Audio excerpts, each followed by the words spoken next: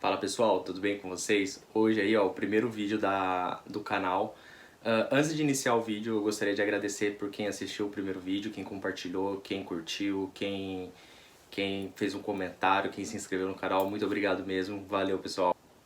E para começar, hoje eu escolhi um assunto bem interessante para quem quer começar na renda variável, que é reserva de emergência e qual a importância dela. Eu acho muito importante que você tenha uma reserva de emergência e eu vou estar explicando o porquê eu acho isso interessante aqui nos próximos minutos desse vídeo, beleza?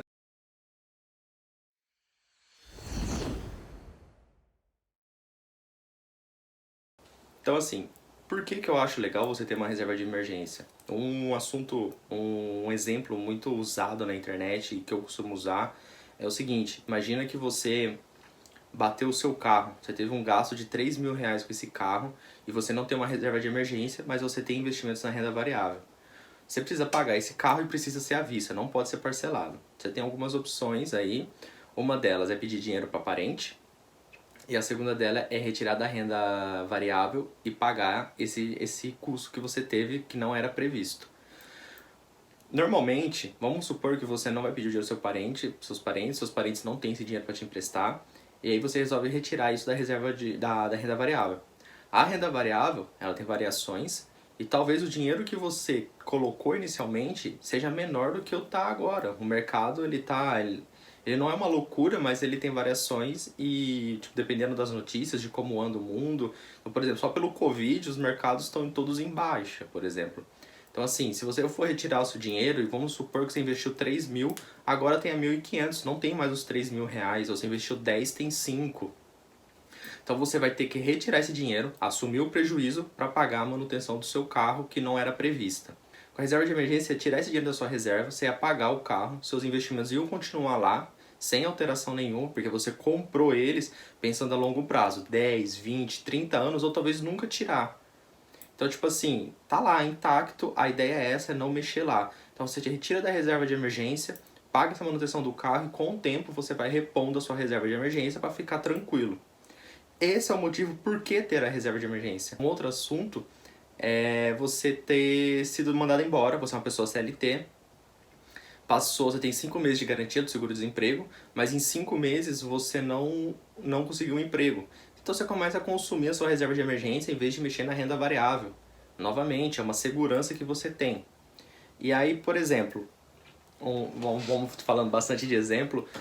Adriano, você falou: se eu for dispensado do meu emprego, qual valor eu guardo? Não existe uma regra. Você pega o que você vê desse vídeo, o que você vê da internet e você cria seus próprios parâmetros. Eu digo isso porque eu fiz isso.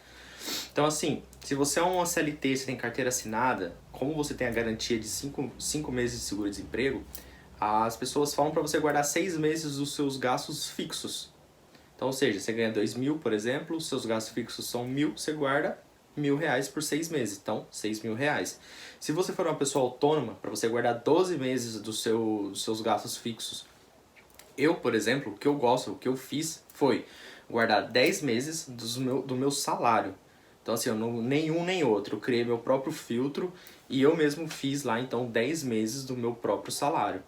Isso me dá uma tranquilidade muito maior, porque eu sei que os meus gastos fixos são menores que os meus salários, então se você do que o meu salário, então tipo assim, se for considerar, eu tenho mais de um ano de reserva de emergência, considerando gastos fixos, entendeu? Então é tranquilo, é tranquilizador. Eu já precisei usar minha reserva de emergência com acidente de carro, por exemplo, e o exemplo é real, é meu.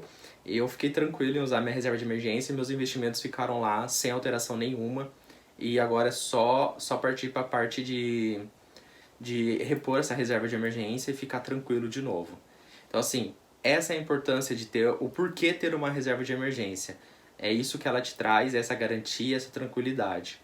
Quando não usar a sua reserva de emergência, o quando não usar é só em gastos supérfluos. Vamos supor, eu quero comprar uma TV. A TV ali, por exemplo, eu comprei de última hora e eu catei e não utilizei minha reserva de emergência, porque é um gasto supérfluo. Se eu pudesse, eu não teria comprado, eu teria guardado mais um tempo, juntado dinheiro, teria armazenado mais e teria comprado ela à vista, por exemplo. Mas não, eu preferi parcelar, não usei minha reserva de emergência e não tirei da renda variável. Então, gastos supérfluos como TV, smartphone, notebook, periférico para computador, essas coisas que são assim, dá para passar, você não enquadra no uso da reserva de emergência. Agora vamos supor, cara, eu trabalho com o computador, meu computador queimou, não estava previsto isso daí, eu não tenho dinheiro. Aí sim, reserva de emergência. Não tem o que fazer, você tem que usar ela. Tem aí o porquê ter, aonde usar, quando não usar. Agora vem um assunto mais importante, aonde deixar sua reserva de emergência. Eu, pessoalmente, eu deixo no Nubank, ele rende 100% do CDI, ele tem uma liquidez diária e eu posso sacar a hora que eu quiser. Ele está rendendo a Selic praticamente, é 2,75 hoje em dia, eu estou gravando hoje, dia 28/3, então assim, ele rende a Selic, tem liquidez diária, o rendimento é diário e é protegido pelo FGC. O FGC é o Fundo Garantidor de Crédito. Então, se uma instituição financeira ela é protegida pelo FGC, se ela declarar falência, o FGC ele devolve até 250 mil reais por CPF. Então, assim, se eu gostaria de ter 250 mil reais no Nubank, o Nubank declara falência, o FGC ele me reembolsa até 250 mil reais. Se eu tivesse 500, ele me devolveria 250. Se eu tenho 250, beleza. Agora, por exemplo, se tem um banco que eu utilizo, você pode procurar bancos digitais, você pode procurar conta poupança. O objetivo da renda da reserva de emergência não é ela render, ela tá disponível a qualquer momento. Então, tipo assim, até uma poupança de um banco convencional, ela vai render menos que o CDI, por exemplo, de um banco digital, menos que a Selic, mas você tem uma liquidez diária. Aliás, você tem o saque diário, você pode sacar a qualquer momento, e isso te dá uma garantia. É isso que a reserva de emergência serve, para dar uma garantia que você vai sacar em no máximo um dia. Então, por exemplo, banco digital, banco convencional, Tesouro Selic. Tesouro Selic ele é dia mais um. Então, tipo assim, se você vender na sexta, você vai conseguir sacar na segunda ou na terça. Se você vender na segunda, você saca na terça. Entendeu? Final de semana não conta. Agora, num banco convencional, no banco digital, você consegue fazer o saque de final de semana sem problema nenhum, dependendo até um valor limite lá que você tem, tá? Então, assim, tem essas opções. A ideia da renda da reserva de emergência não é ela render, ela ficar lá disponível para qualquer momento, ela tem a liquidez. Fala assim, cara, eu preciso de 10 mil reais da minha reserva de emergência. Tá lá, a hora que você quiser você consegue pegar ela. É isso que você precisa para uma reserva de emergência, liquidez e saque imediato. E, por exemplo, eu vou citar um banco, não é um banco, é uma instituição financeira igual o Nubank acho que não é banco também, que não tem a proteção do FGC. E aí você vai reparar uma diferencinha discrepante assim. Vamos supor, utilizando o Nubank novamente, o Nubank ele rende 100% do CDI e com liquidez diária. O PicPay ele rende 150% do CDI e liquidez diária. Aí você fala, poxa Adriano, 100 contra 150, eu vou investir onde dá 150, certo? Beleza, é uma opção. Só que o PicPay, ele não tem proteção do FGC. Se o PicPay declarar falência, automaticamente o seu dinheiro é perdido. Não tem como o FGC te reembolsar, entendeu? Então assim, esses 50% a mais vale a pena para você? Se você achar que vale a pena, é um risco seu. Infelizmente, o Nubank ele não é listado, ele não é uma empresa de capital aberto, então não dá para ver os balanços patrimoniais, se ele dá lucro, se ele dá prejuízo, não tem nada disso, acho que na internet, não cheguei a pesquisar. Mas assim, é um risco, eu pessoalmente não gosto, tá? Eu não vou correr esse risco com a minha reserva de emergência, porque se eu perder minha reserva de emergência e eu tiver uma emergência, eu vou ter que ir lá na renda variável. E a ideia não é ir na renda variável, beleza?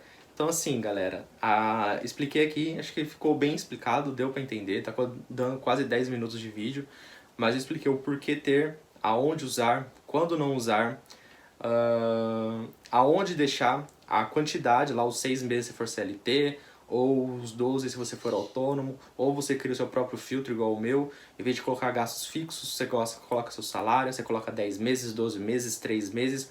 É um valor para você se sentir confortável, para você investir na renda variável e você não usar esse valor da renda variável. É sempre para deixar lá na renda variável e você usar a reserva de emergência, beleza? Eu acho que ficou claro. Se vocês tiverem alguma dúvida, comenta aqui embaixo fazendo favor. Curta o vídeo, se inscreva e tchau!